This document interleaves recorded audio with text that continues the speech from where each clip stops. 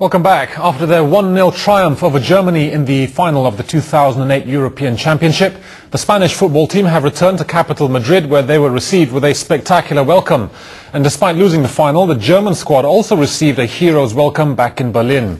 At Madrid airport, captain Iker Casillas and coach Luis Aragonés emerged from the plane carrying the trophy to an eruption of loud cheers. The champions then travelled to Colón Square, singing songs of celebration, and after arriving at the packed square, the team paraded the Onu Delone trophy in front of the celebrating fans. As if that wasn't enough, stunt jets also flew over the square to add to the celebrations. Now that win ended a long wait for Spanish fans, who last saw their nation lift a major trophy when they beat the Soviet Union to clinch Euro 1964.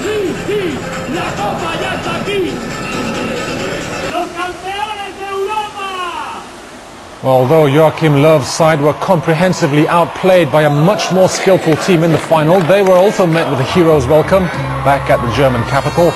More than 300,000 fans welcomed their defeated team home at the Brandenburg Gate in Berlin at a ceremony paying tribute to the Euro 2008 runners-up. Well, Spain's midfielder Xavi Hernandez won the Player of the Tournament award at Euro 2008 on Monday. The 28-year-old Barcelona player featured in 5 of his country's 6 games on their way to lifting the title in Austria and Switzerland, scoring 1 goal. A UEFA jury of 9 experienced football technicians, including ex-Real Madrid striker Emilio Butragueño and former France coach Gérard Houllier, made the selection, aided by an online fans' vote. The announcement came from UEFA Technical Director Andy Roxburgh. And so the Castro player of the tournament is Xavi. Xavi from Spain. And we've chosen him because we think he epitomises the Spanish style of play. He was extremely influential in the whole possession, passing, penetrating kind of game that Spain played. Nearly 6 months since his appointment was announced, Jürgen Klinsmann held his first training session as the new coach of German double winners Bayern Munich on Monday. The 43-year-old former striker has replaced Ottmar Hitzfeld at the Allianz Arena 2 years after guiding his country to the semi-finals of the World Cup. With many in the Bavarian squad granted time off after Euro 2008, only 12 players attended the session. Newly signed number 2 goalkeeper Hans-Jörg Butt was among the dozen. His management team also includes Christian Nerlinger and former Bundesliga goalkeeper Philipp Laux, who will work as a sports psychologist. Klinsmann's first match in charge at the Allianz Arena will be against Inter Milan on August the 5th. English Premier League giants Chelsea signed Portugal's Brazilian-born playmaker Deco from Barcelona on Monday, the day before Brazilian Luis Felipe Scolari takes over as coach of the Premier League side. The 30-year-old midfielder is close to Scolari, who coached him with the Portugal national side, taking them to the Euro 2004 final and the quarter-finals of Euro 2008 earlier this month before signing for the London side. More importantly for last season's beaten Champions League finalists is Deco's experience in Europe's top club competition, which Chelsea have never won. Deco won the Champions League title with Porto in 2004 under Jose Mourinho, who was later to become Chelsea coach, and then with Barcelona in 2006.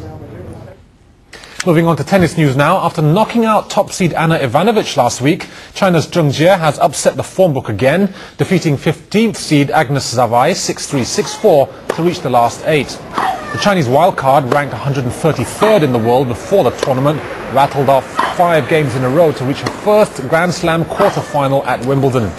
Zheng ousted Savai with this spectacular ground stroke after a long rally. After I reached the last 8, I'm feeling more confident on grass, and I hope I can also do a good job in the women's doubles.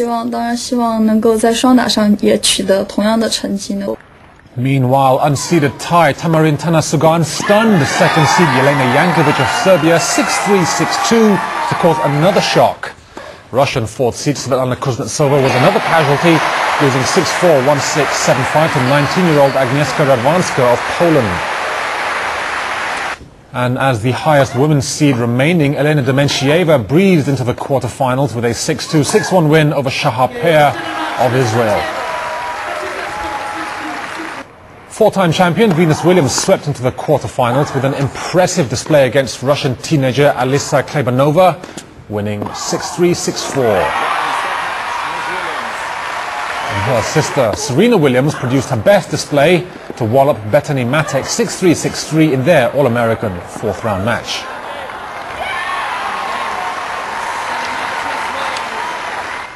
Over on the men's side, Roger Federer came out on top in the battle of the Wimbledon champions when he trumped Leighton Hewitt 7-6, 6-2, 6-4 to reach the last 8.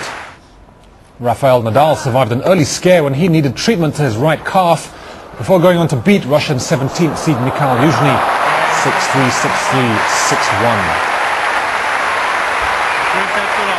6-1. Mario Ancic set up a quarter-final clash against Federer when he came from 2 sets down to beat Fernando Verdasco in 3 hours and 48 minutes.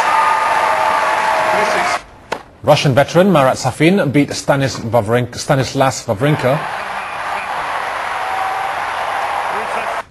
And Andy Murray defeated Richard Gasquet. Moving on to Formula One now, Lewis Hamilton welcomed the expectation that comes with trying to win his home Grand Prix on Monday after meeting a group of children from London's Great Ormond Street Hospital. Meanwhile, Renault driver Fernando Alonso also got some time to reflect on his disappointing season so far in Paris. Every race you want to win, but when you come to your home Grand Prix, it's probably the one you want to win more than any. Because you're at home, you know there's more support there than there'll be anywhere, and I think it would just mean the world, not only to me, to the team, to my family, and also to the country. So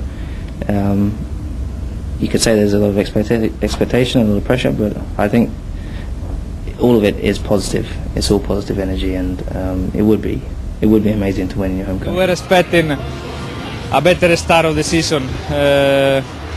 We were thinking to be close to BMW this year, and it's not like that. We are behind the top 3 teams, and we are fighting with the medium teams in the grid. So we need to change this. I think we have the potential to change it. The championship is very long, so let's wait. But sure, we need to finish in a better position than we are now. We are working very hard. The car will improve. There are new aerodynamic package coming into the car in the next races. So let's wait. Maybe we are in a good position at the end of the year. And that will wrap up this edition of Sports Scene. But before we go, let's cross over to Yinchuan for live pictures of the ongoing torch relay. From the whole team here, thanks for watching. I'm Ali Shuring. See you next time.